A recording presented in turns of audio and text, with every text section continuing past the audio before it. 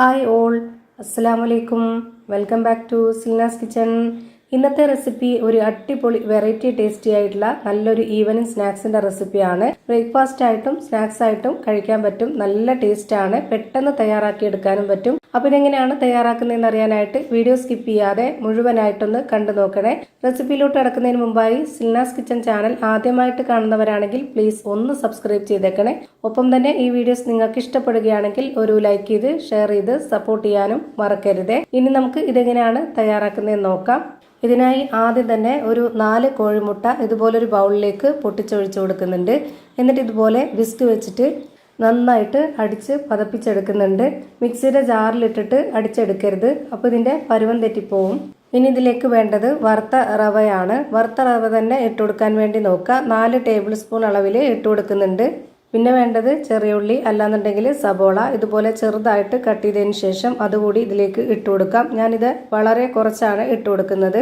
2 പച്ചമുളകും ഇതേപോലെ തന്നെ കട്ട് ചെയ്തിട്ട് ഇട്ട് കൊടുക്കുന്നുണ്ട്. ഓരോരുത്തർക്കും എത്രയാണോ വേണ്ടത് അതിനനുസരിച്ച് ഇട്ട് കൊടുക്കാവുന്നതാണ്. ഇനി ഇതിലേക്ക് ഒരു നുള്ള് ഗരം മസാലപ്പൊടിയും ആവശ്യത്തിനുള്ള ഉപ്പും കൂടി ഇട്ട് കൊടുത്തതിന് ശേഷം ഇത് വിസ്ക് വെച്ചിട്ട് നന്നായിട്ടൊന്ന് ഇളക്കി കൊടുക്കാവുന്നതാണ്.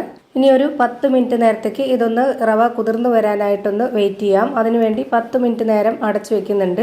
ഈ ഒരു റവ നല്ല പോലെ കുതിർന്നു വന്നതിന് ശേഷം ഇത് നമുക്ക് ഇളക്കി നോക്കാം. ഇതിലേക്ക് ഇനി വറുത്ത അരിപ്പൊടി കൂടെ ഇട്ട് കൊടുക്കാനുണ്ട്.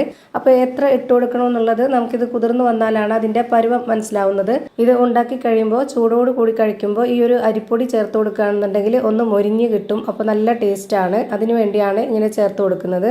അപ്പോൾ ഇതിനു വേണ്ടി അരിപ്പൊടി ഞാനിതിലേക്ക് ഇട്ട് കൊടുത്തിട്ടുള്ളത് 1 ടേബിൾ സ്പൂൺ അളവിലാണ്. ഇനി നമുക്കിത് നല്ല പോലെ ഒന്ന് ഇളക്കി കൊടുക്കാം.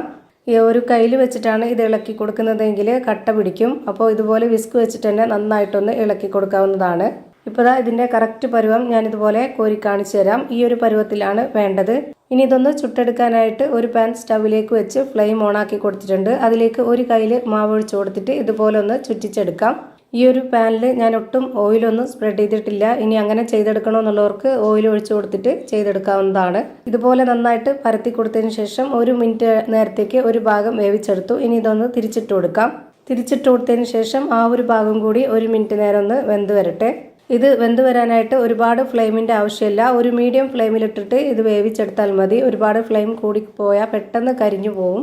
ഇപ്പോൾ 2 സൈഡും ഒരുപോലെ വെന്ത് കിട്ടി. ഇനി നമുക്കിത് പാനിൽ നിന്ന് എടുത്തു മാറ്റാം. അടുത്തതായിട്ട് വീണ്ടും ഇതിലേക്ക് ഒരു കയ്യിൽ മാവ് ഒഴിച്ചു കൊടുത്തിട്ട് പാനോടുകൂടി ഇതുപോലെ ഒന്ന് ചുറ്റിച്ചെടുക്കുന്നുണ്ട്. ഇതേ ഫ്ലെയിമിൽ തന്നെ വെച്ചിരുന്നിട്ട് വേണം എല്ലാം വേവിച്ചെടുക്കാനായിട്ട്. എല്ലാം ഒരുപോലെ കിട്ടണമെന്നുണ്ടെങ്കിൽ ഇപ്പോൾ 1 മിനിറ്റ് നേരം ഒരു സൈഡ് വേവിച്ചെടുത്തു. വീണ്ടും തിരിച്ചിട്ട് കൊടുത്തതിന് ശേഷം 1 മിനിറ്റ് കൂടി വേവിച്ചെടുത്തിട്ട് ഇത് നമുക്ക് ഈ ഒരു പാനിൽ നിന്ന് എടുത്തു മാറ്റാം.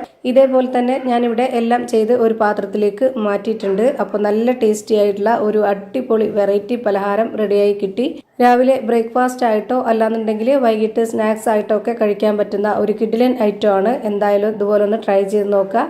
അപ്പോൾ ഇത്രയേ ഉള്ളൂ ഇന്നത്തെ വീഡിയോ ഇഷ്ടമായാൽ ലൈക്ക് ചെയ്യാനും കമൻറ്റ് ചെയ്യാനും ഷെയർ ചെയ്യാനും മറക്കരുത്. അതുപോലെ തന്നെ ഞാനിടുന്ന പുതിയ വീഡിയോസ് നോട്ടിഫിക്കേഷനായിട്ട് കിട്ടുന്നതിന് വേണ്ടി സബ്സ്ക്രൈബ് ചെയ്ത് ബെല്ലൈക്കൺ അമർത്തി അതിൽ ഓൾ എന്ന ഓപ്ഷൻ എനേബിൾ ചെയ്ത് കൊടുക്കാനും മറക്കരുത്. പുതിയൊരു വീഡിയോയുമായി വീണ്ടും വരും. Thank you for watching.